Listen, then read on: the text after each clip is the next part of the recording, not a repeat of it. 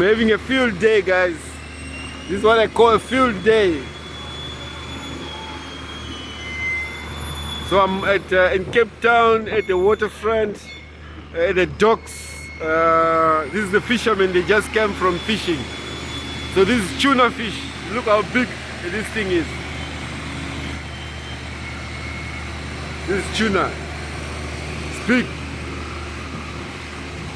So the weather is so bad. So there is smaller boats like this. Sometimes they get tempted to go. Yo, this is very cold, guys. This is very wet, very cold, very windy. You know, that's Cape Town's weather now. And then the atmosphere out there, very gloomy. The skies are gray, you know. There's a sharp contrast to the blue skies that we always experience in Cape Town. Now it's winter in Cape Town. But okay, the good news is I feel like the winter is coming to an end. We are not in the midst of the end or at the beginning of the winter.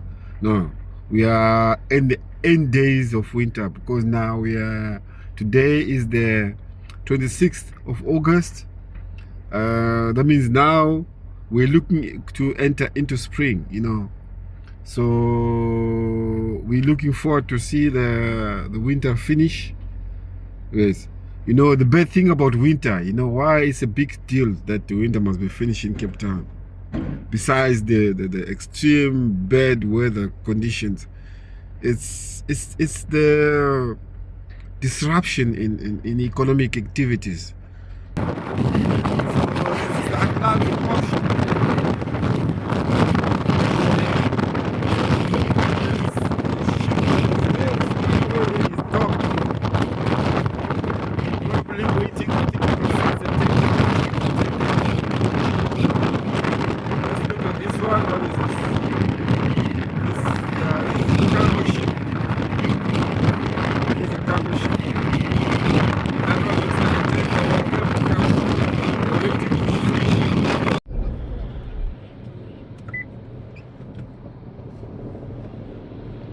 This is Bomani Kogan, guys. I'm driving along the Marine Drive along the coastline.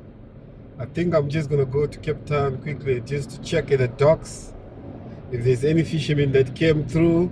Normally, but although this is not fishing season, but you can see we're in Cape Town. Bad weather, guys. That's what it is in Cape Town. Bad weather, winter. This is how Cape Town is like in winter.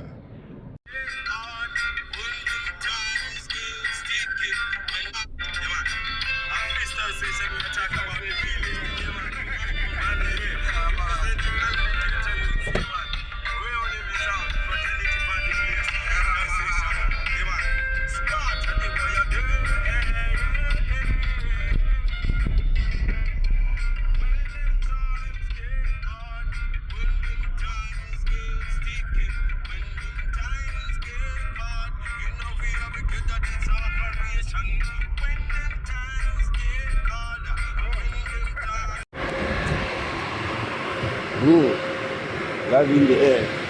So this is right. Yeah.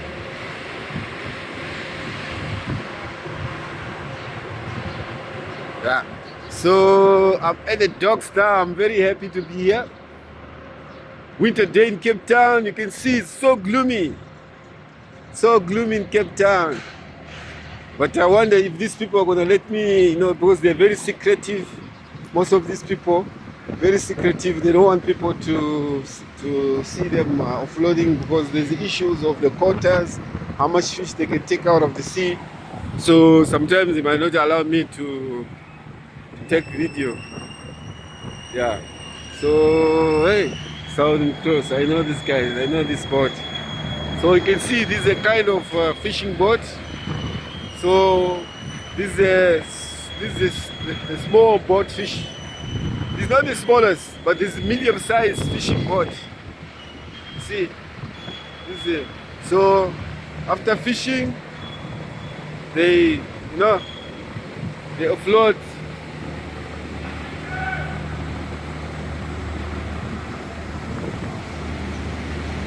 See, This is like fish being offloaded now. See, Admiral.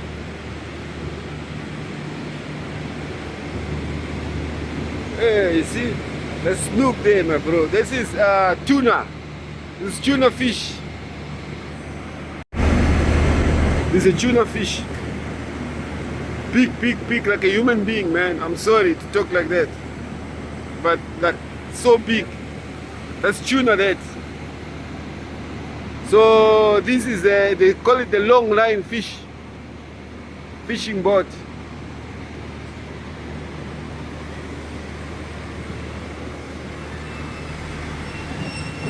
Man, see, they put it in the ice. They put the thing in the ice. Man, look at that.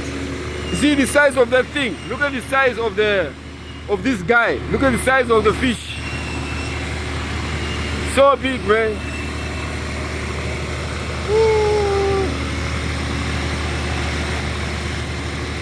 Yeah, and then the others are measuring. You see, they have to use a crane. They have to use a little crane to offload. They have to use a little crane. Beautiful, huh? You can't carry it by your hands. You have to use a crane, man. A small crane to carry the fish.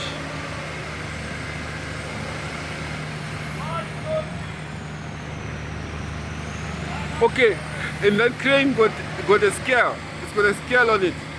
Check this out. The crane got a scale on it. See, this is the scale on it. See the scale?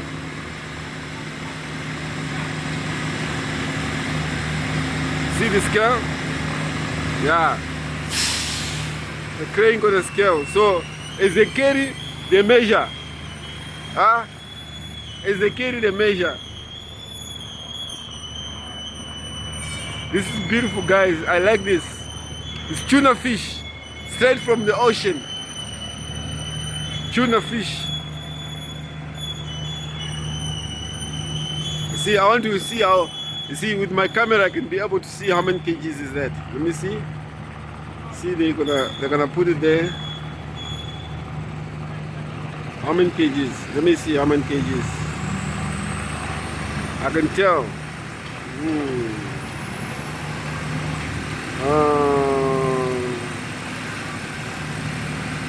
One 180 kgs.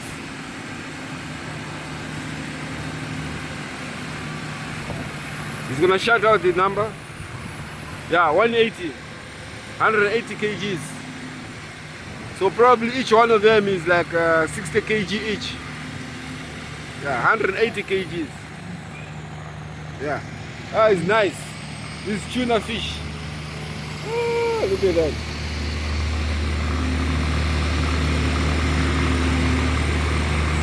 See how big this is. Massive. Massive fish.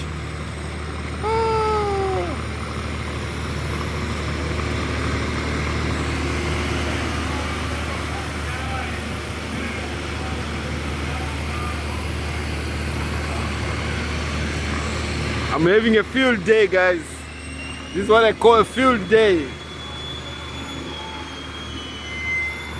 So I'm at in Capetown at the waterfront, at the docks. This is the fishermen. They just came from fishing. So this is tuna fish. Look how big this thing is. This is tuna. It's big. So the weather is so bad. So there is smaller boats like this. Sometimes they get tempted to go out to sea and they end up trapped in the sea because they can make a lot of money this time of the year, but it's more dangerous to go to the sea this time of the year. So the catch is this time of the year, you know, there's a lot of money to be made when the sea is like this. The fish come closer to the coastline because the coastline waters are a little bit warmer. So because of that, like because of I don't know, because of the currents, you know, the international currents, the Benguela currents and all that. Those international currents, such as the Benguela current. So by this time of the year, it causes the big fish like this tuna fish to come, to be more accessible, more easy to get. Now if you got a small, this is medium-sized fishing boat. They call it the long line fishing boat. So when you got a long line fishing boat and it's a bit big like this, you can afford to go to the sea.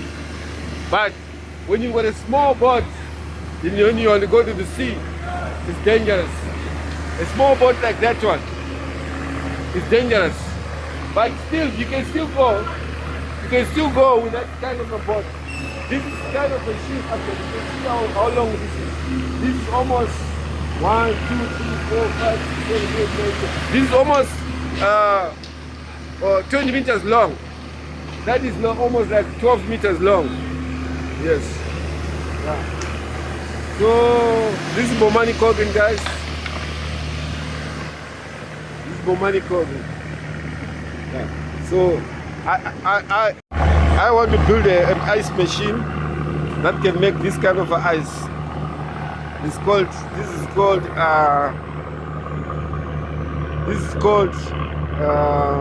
flake ice. I would like to build a machine that make this kind of ice. Yes. So in this kind of ice, that's where they put the fish.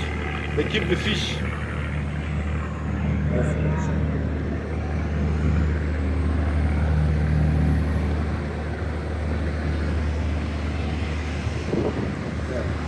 This is beautiful, guys.